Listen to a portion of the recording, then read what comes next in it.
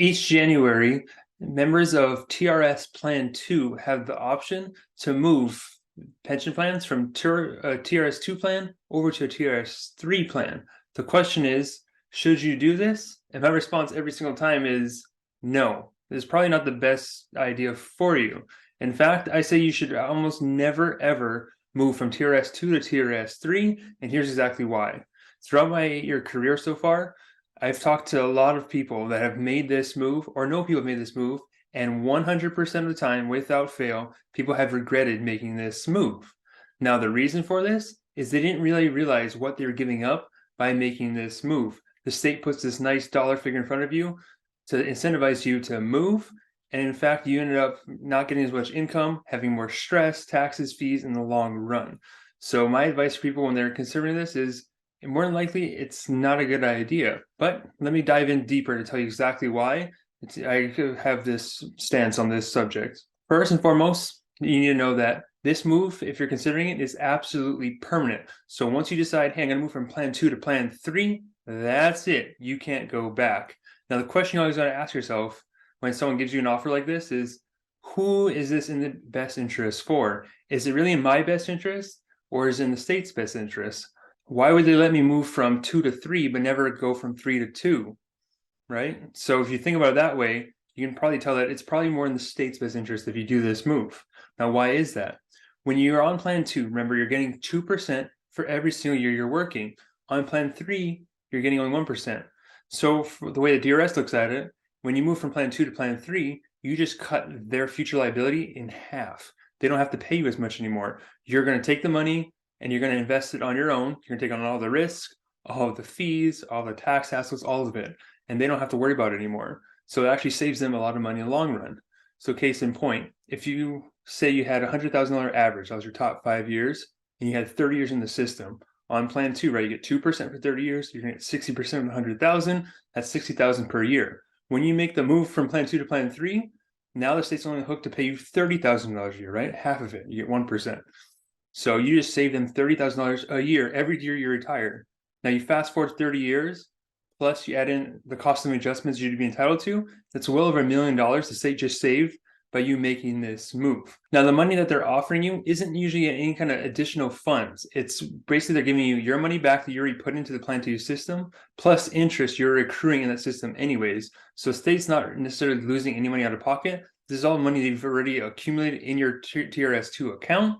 You just haven't seen it because it's a kind of a hidden, it's a defined benefit statement. They don't have the dollar amounts, and that's something that they make available to you, at least not easily. They don't send it out to you because on Plan 2, it's just a pension, right? If you said, hey, I want to cash out my Plan 2, it'd be the same amount that they're offering you to switch to Plan 3. So that's where they're getting that dollar figure from. Now, if you're going to take out that lump sum money, you got your pension cut in half. Now you're responsible for that money, right? It's going to go to Plan 3. It's going to get invested, but you are in full control of how it gets invested. By default, it's going to go into the target date fund that best aligns in your 65. But target date funds are essentially products of the industry, and they kind of guess what you might want at 65. More often than not, they have way too much risk than you realize. And a lot of teachers don't even go to 65. A lot of them are retiring at 62 if they have their 30 years. So because they have a longer time horizon in the target date fund, you're going to have more risk than you realize. So remember, if you're going to go on Plan 3, you have 100% of the risk on your shoulders now. The state offloaded that to you. On top of that, you still have to pay taxes on that money at some point in the future. Now, the amount of taxes you're going to pay on that depends on what tax brackets are at, what the standard deductions are at, what your personal income level is at, and how you take it. Take out too much at once, you're going to jump a couple of brackets.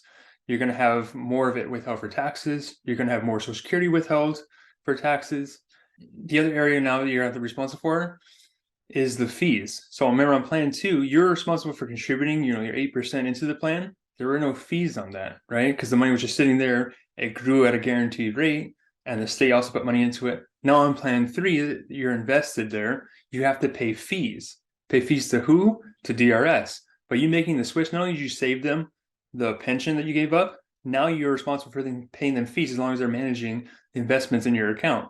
And the fees you're paying range depending on which investment you select, anywhere from 0.1 to 0.48, I believe, something in that range. So nothing terribly expensive. That is, unless you compare it to what you would get in the private sector.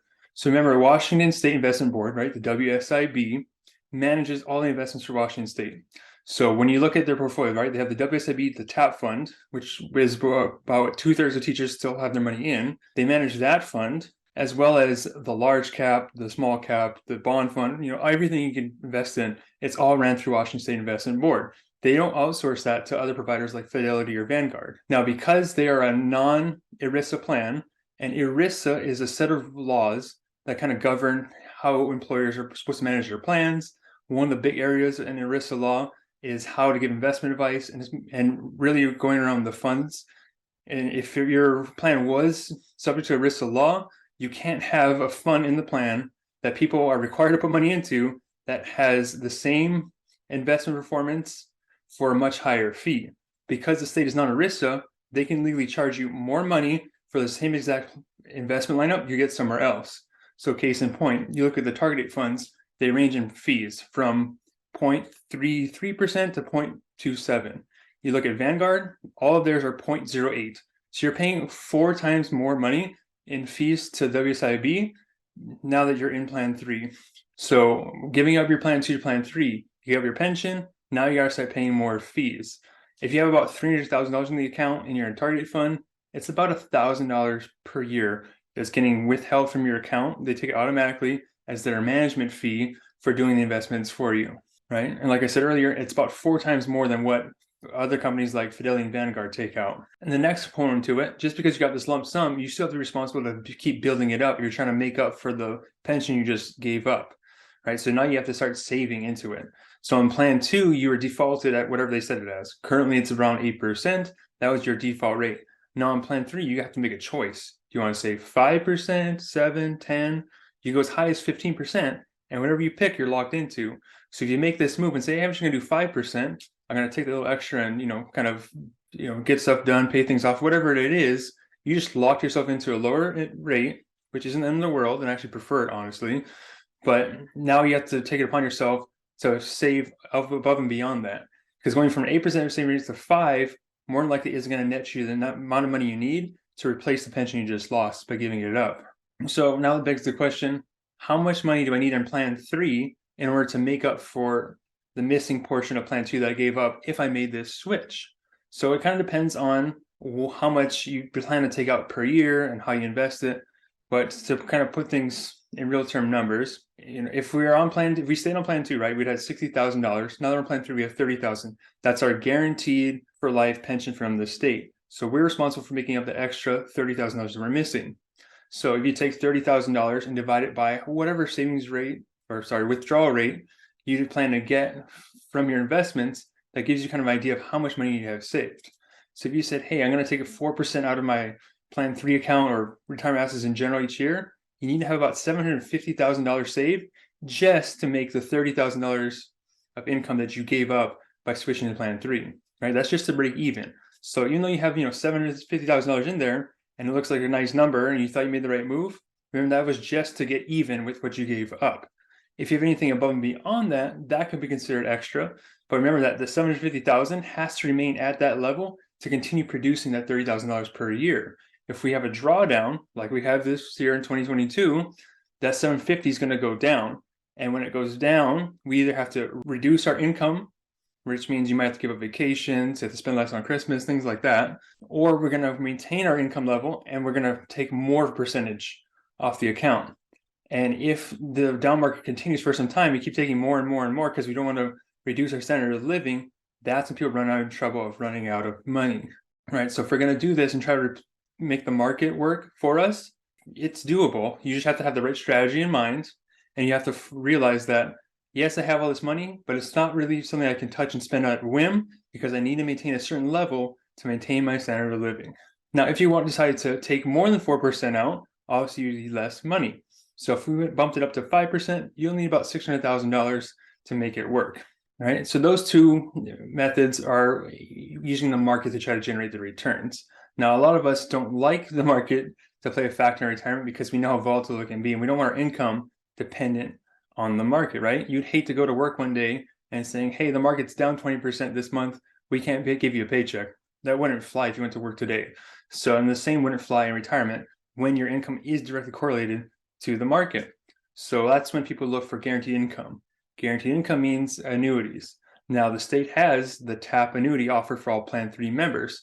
So now what if you went from Plan 2 to Plan 3, took the money, invested it, did everything you needed to do, and then in retirement, instead of investing in the market, you gave it back to the state in the TAP annuity and said, hey, give me the guaranteed rate of return. So what kind of rate of return would you need and able to get that?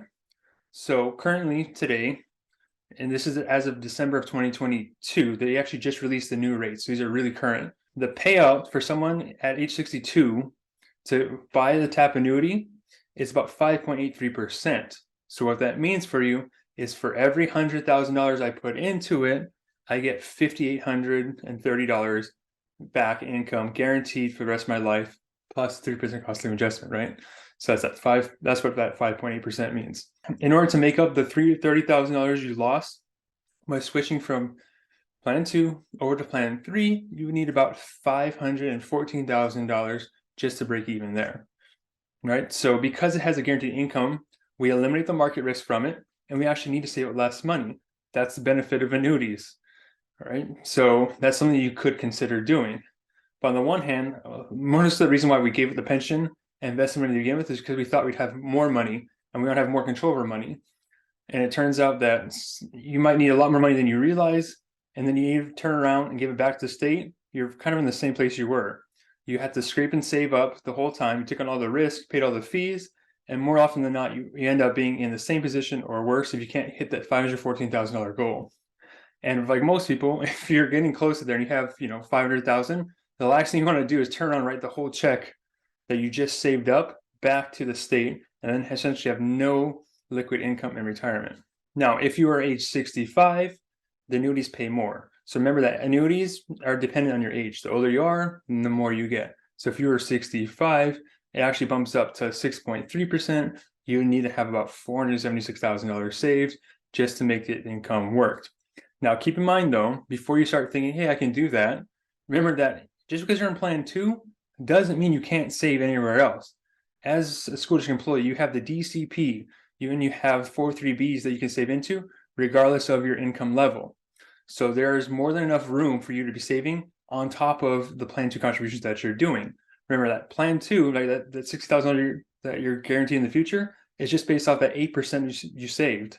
For people on Plan 3 to even come close to these numbers, most times they have to be putting the max away, up to 15%. And even depending on the markets and how they invested and how they react emotionally to the different news and things that happen in the market, that may or may not even be enough for them. So the benefit with staying in Plan 2 is more often than not, you have to contribute less to your retirement account to get more income back, and it's guaranteed. So it's a safer play overall. And this is exactly why most people that made the switch from 2 to 3, once they realize this, are kicking themselves and wish they never did it. And if that hasn't been convincing enough and you're thinking, hey, I could totally go to Plan 3, save this money, and just turn around and buy the TAP annuity instead of come out ahead, you have to keep in mind, though, that in order to buy the TAP annuity, the money has to come from TRS 3. You can't use cash, your 403B, your Roth IRA, your DCP. TRS 3 money only. Also, the interest rates that I stated today are based on 22 because we have a rising interest rate environment. The interest rates may be different when you retire. So you don't want to plan for something that could change. If we think, hey, we're going to get this interest rates in the future, and interest rates go back down to 0, and the state, instead of paying 6%, pays 5%, that could completely throw you off. So interest rate risk is a real thing you have to think about if you're considering the strategy. On top of that, you also make sure that you have a good savings rate. You can keep your emotions in check and you don't go to cash just because you read a bad headline or because it seems kind of grim. You have to stay invested and have a strategy for getting you through the finish line.